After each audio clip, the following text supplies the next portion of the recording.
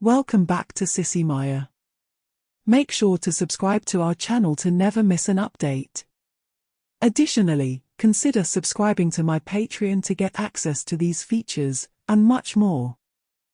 Leo and his older sister, Chloe, still lived with their parents despite both having good jobs. In their early 20s, they were enjoying a balanced life of hard work and socializing, while their parents often hinted about the importance of saving and managing mortgages. Leo enjoyed hanging out with his friends and had developed a bit of a beer belly. He wasn't very active, and his physique was showing the effects. His long hair and soft features often led people to mistake him for a girl, which Chloe found amusing. Despite this, she cared about her brother and kept encouraging him to get in shape, even offering to go to the gym with him.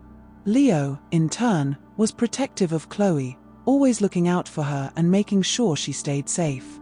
Chloe had been dating Jeff, a soldier, for a few months. She was upset when he was posted abroad for 6 months, and things took a turn when she found out she was pregnant. The family was supportive, even though it was an unplanned pregnancy. Leo had gotten along with Jeff during their previous meetups, and despite the circumstances, everyone was happy for the couple. Jeff's deployment didn't change their commitment to supporting Chloe through the pregnancy.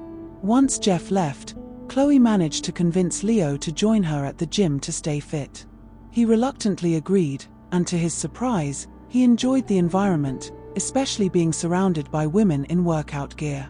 At one point, the group jokingly suggested he try wearing leggings, and while he didn't go that far, he did wear running tights, a vest, and his hair tied back.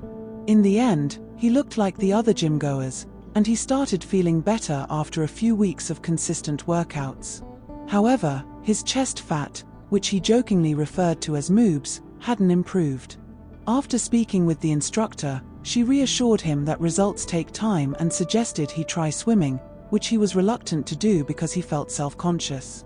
The instructor suggested borrowing one of Chloe's swimsuits, as she'd be swimming once her pregnancy progressed and she had to avoid high-impact exercises. Leo wasn't sure about this idea but joked that he hoped he'd be in better shape by then. As his workouts continued, Leo felt more comfortable, especially after Chloe convinced him to wear a supportive crop top with a built-in sports bra to help with his chest discomfort. Initially unsure, he agreed, and after a test run, he found the top was surprisingly effective. It stopped his chest from moving around and made him feel much more comfortable.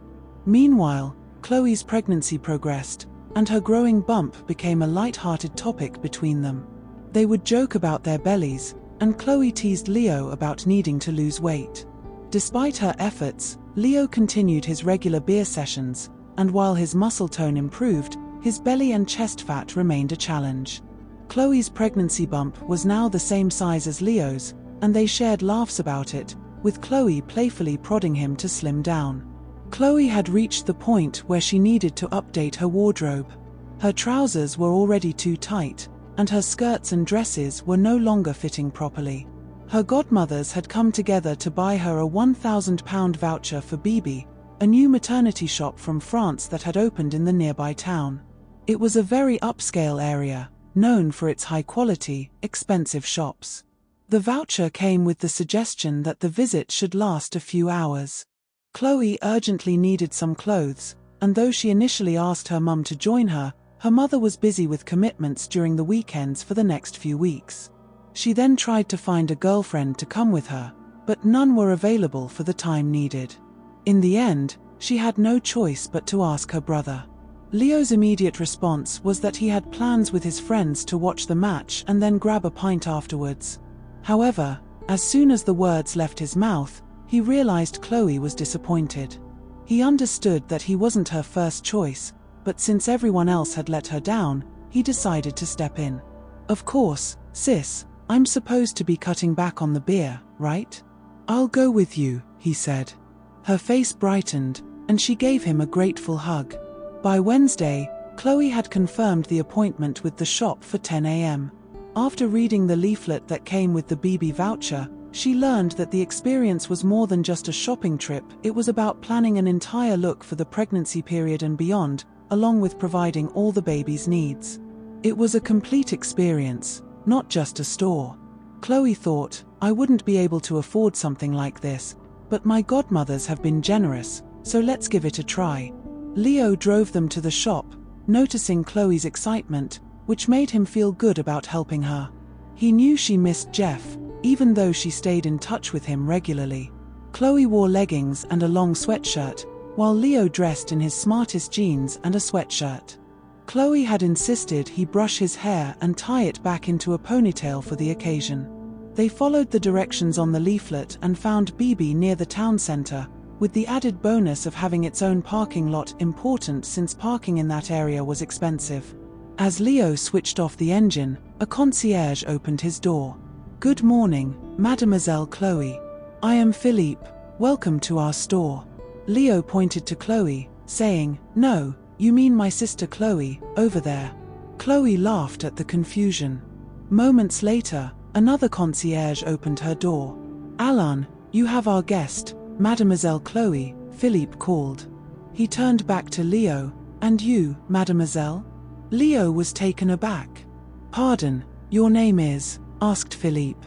I'm her brother, Leo, he replied, but as he spoke, a car horn distracted Philippe, and all Leo heard was, Bon, Mademoiselle Gay, Merveilleux, Soeur avec Bibi.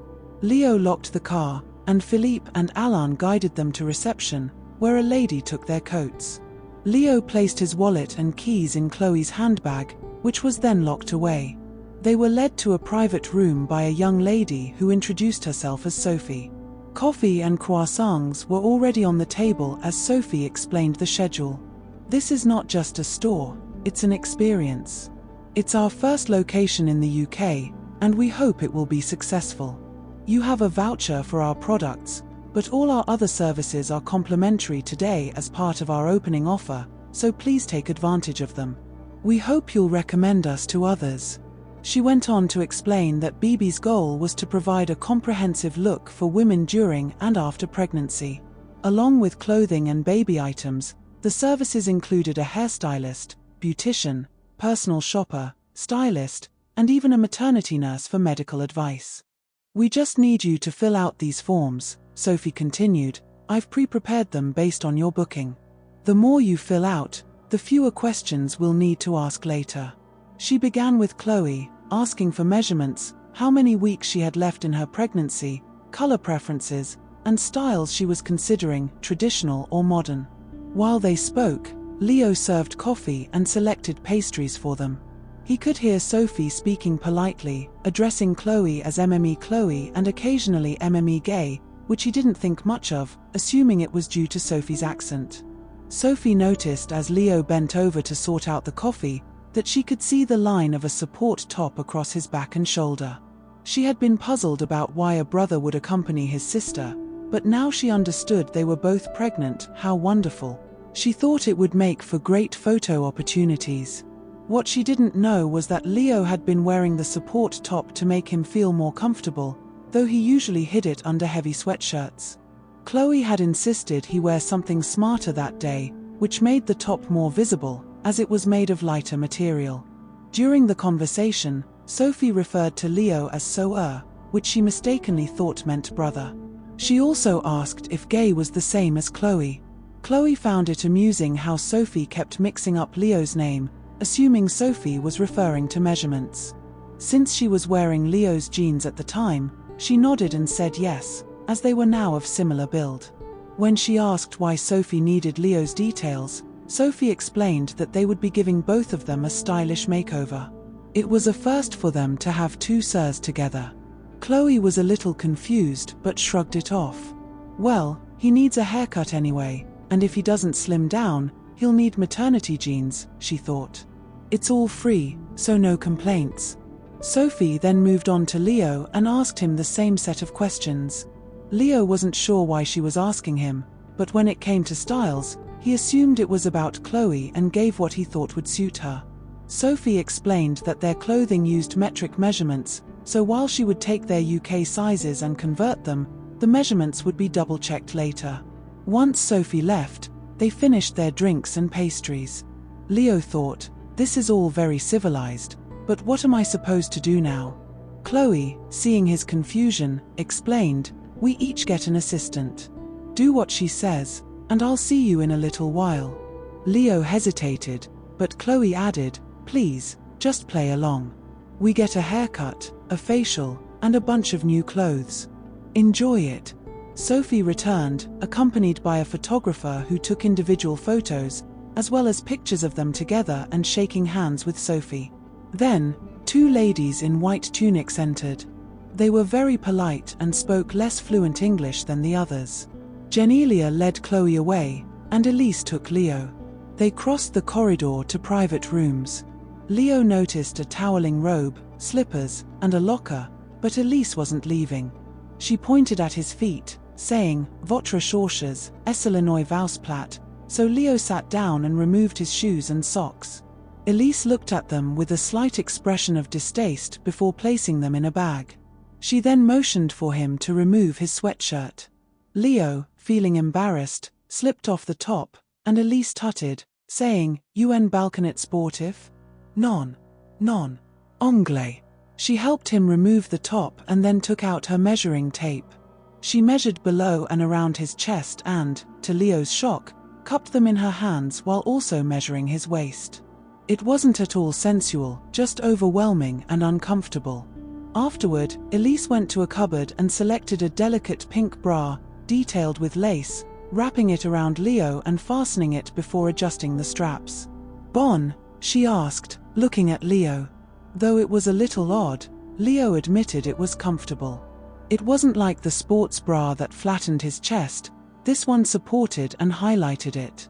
He nodded weakly, and she tossed the crop top into a bag carelessly.